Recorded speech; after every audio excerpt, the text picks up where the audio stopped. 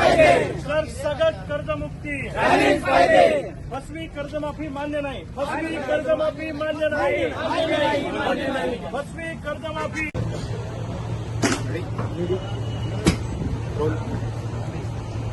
R पारची लढाई लढूयात, एकतर सरकार जाईल किंवा शेतकरी जाईल असं संघटनेचे नेते रविकांत तुपकर हे आजपासून बेमुदत अन्नत्याग आंदोलनाला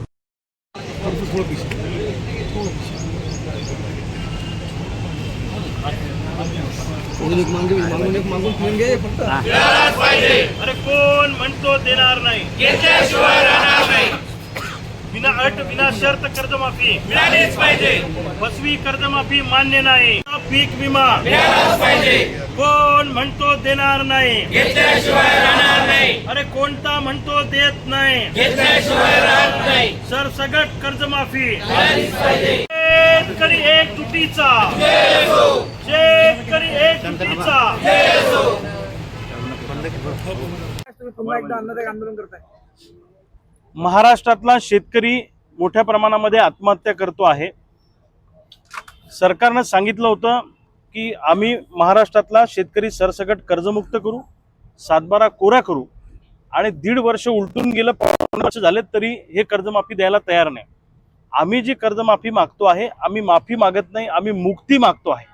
आम्हा शेतकऱ्यांवर झालेलं कर्ज हे सरकारच्या चुकीच्या धोरणामुळे झालेलं आहे। यांनी सोयाबीनला भाव मिळू दिला नाही, यांनी कापसाला भाव मिळू दिला नाही, यांनी कांद्याला उसाला भाव मिळू दिला नाही, यांनी दुधाला भाव मिळू दिला नाही। जेव्हा जेव्हा भाव मिळण्याची व्यवस्था तयार झाली तेव्हा तेव्हा यांनी निर्यातीवर बंदी आणली आणि सोयाबीन आयात करून सोयाबीनचे भाव पाडले, तेल आयात करून सोयाबीनचे भाव पाडले, कापूस आयात करून कापसाचे भाव पाडले, आणि दुर्दैवानं शेतीमालाचे भाव पाडल्यामुळे आमच्यावर मोठ्या प्रमाणामध्ये कर्ज झालं, आणि म्हणून आमचं कर्ज फेडणं ही सरकारची जबाबदारी आहे।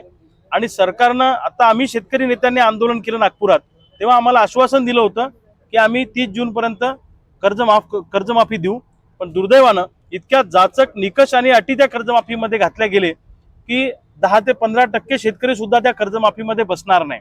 उदाहरणार्थ 2019च्या कर्जमाफीमध्ये ज्यांना लाभ मिळाला त्यांना फक्त 50,000 रुपये मिळणार, आणि वरचे पैसे त्यांनी भरायचे। म्हणजे ज्याच्यावर 5 लाख रुपये कर्ज आहे त्याला 50,000चा लाभ घ्यायचा असेल तर 4.5 लाख रुपये भरावे लागतील, म्हणजे त्याला सावकाराच्या दारात जावं लागेल। म्हणजे एका बाजूला यांच्या कर्जमाफीचा लाभ घेण्यासाठी आम्हाला सावकाराच्या दारात जाऊन कर्जबाजारी व्हावं लागेल अशी परिस्थिती आहे। म्हणजे पुन्हा एकदा कर्जबाजारी करण्याचं काम सरकार या निमित्तानं करत आहे, आणि ही कर्जमाफी योजना नाही, ही कर्ज वसुली वन टाइम सेटलमेंट योजना आहे। म्हणून आजपासनं मी आज घोषणा करतो महाराष्ट्रासमोर आणि सरकारलाही सांगतो की जोपर्यंत सरसगट कर्जमुक्ती होत नाही, विना अट विना निकष कर्जमुक्ती होत नाही, आणि आम्हा शेतकऱ्यांना हक्काचा पीक विमा मिळत नाही, तोपर्यंत मी अन्नाचा एक कणही खाणार नाही। माझा जीव गेला तरी बेहतर, माझा प्राण गेला तरी बेहतर, पण मी आंदोलन थांबवणार नाही। माझ्या डोक्यात एकच आहे की महाराष्ट्रातला शेतकरी सरसगट कर्जमुक्त झाला पाहिजे, अशी आम्हा सगळ्या शेतकऱ्यांची मागणी आहे। मी महाराष्ट्रातल्या तमाम शेतकऱ्यांना आवाहन करतो की मी बुलढाण्यामध्ये माझ्या निवासस्थानासमोर आजपासून अन्नत्याग आंदोलनाला सुरुवात केलेली आहे। अनेक दिवसापासून आम्ही सगळे कार्यकर्ते रस्त्यावर उतरून आंदोलन करतोय, पण सरकारवर त्याचा परिणाम होत नाही। पण आता जे आंदोलन आजपासून सुरू झालं हे भूतो न भविष्यती अशा पद्धतीचं आंदोलन असणार आहे। एक तर सरकार जाईल, नाही तर आम्ही शेतकरी राहू। आर या पारची लढाई आता इथून पुढे करायची आहे, कर्जमुक्ती घेतल्याशिवाय थांबायचं नाही, या निर्धारानं आज आम्ही या ठिकाणी बसलेलो आहे।